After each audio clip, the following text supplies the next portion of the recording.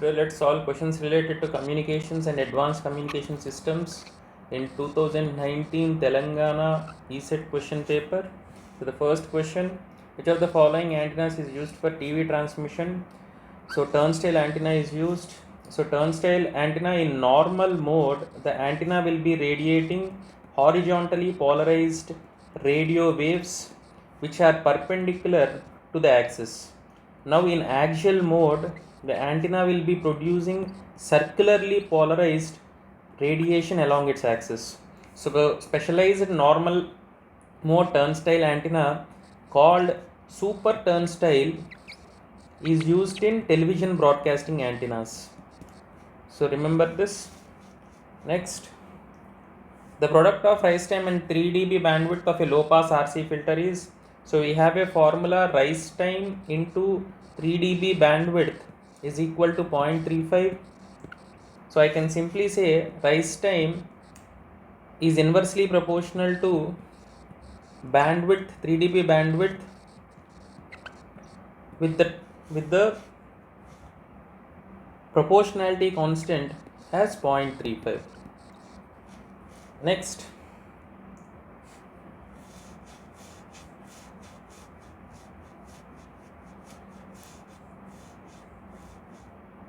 the function of quartz delay line in MTI radar is, basically this delay line is used for subtracting the complete scan. It helps in subtracting the complete scan from a previous scan.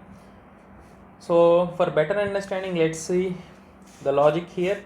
So this PDF which I have created has the solutions of all the problems, and this is available in the web link provided in the description of the YouTube video. So see, this helps.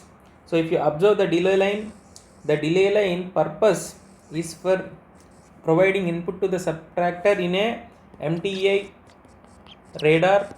So based on this block diagram, you can simply understand that delay line purpose is for subtracting the complex scan.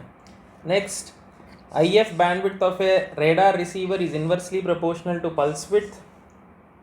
Generally, the impulse response of a filter in time domain is proportional to the bandwidth of the filter in frequency domain.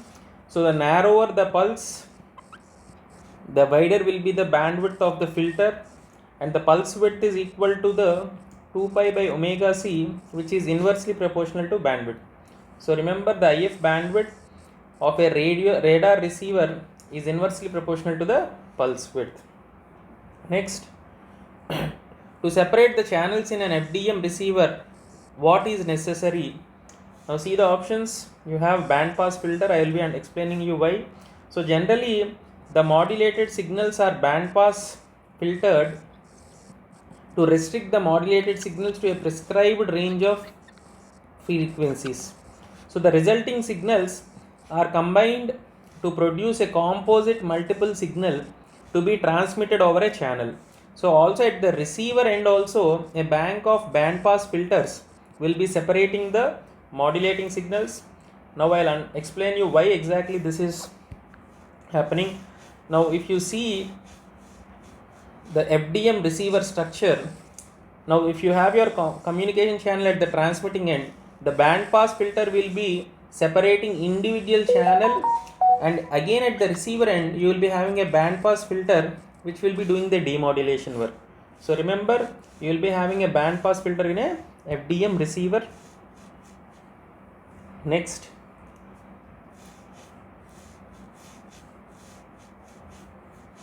so the most popular satellite frequency range is 4 to gigahertz. What is it called?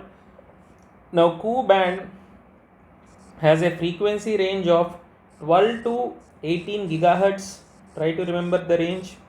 X band has a frequency range of 8 to 12 gigahertz, and similarly C band will be having a frequency range of 8 to gigahertz, and S band will be having 2 to 4 gigahertz. So they can ask any question in any year. So satellite frequency most popular is C, which is having 4 to 8 gigahertz.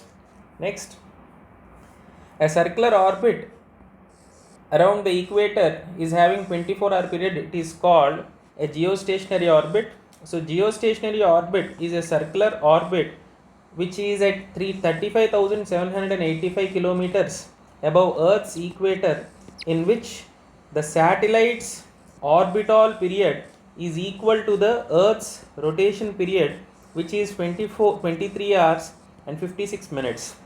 Now, a spacecraft in orbit will be appearing to the observer on Earth to be stationary. So that is why we call it geostationary. Next, what is the acronym of VCO? VCO is acronym of voltage controlled oscillator, which is an electronic oscillator whose output frequency is proportional to the input voltage. So a oscillator which produces a AC periodic signal, and in VCO the oscillation frequency, generally oscillator produces AC signal, whereas VCO will be producing a frequency which is determined by voltage. So see the answer. Next, so the horizontal radiation pattern of a dipole, this is generally half wave dipole radiation pattern. This looks like figure number 8. So this is a half wave dipole polar diagram. Next, during eclipse the satellite is powered by, so generally the satellites are powered by silver cadmium batteries, and basically in 1990s when the cluster was designed there were only non-magnetic batteries available, but right now they are using silver cadmium batteries. With this we complete the questions related to communication in 2019 TS question paper.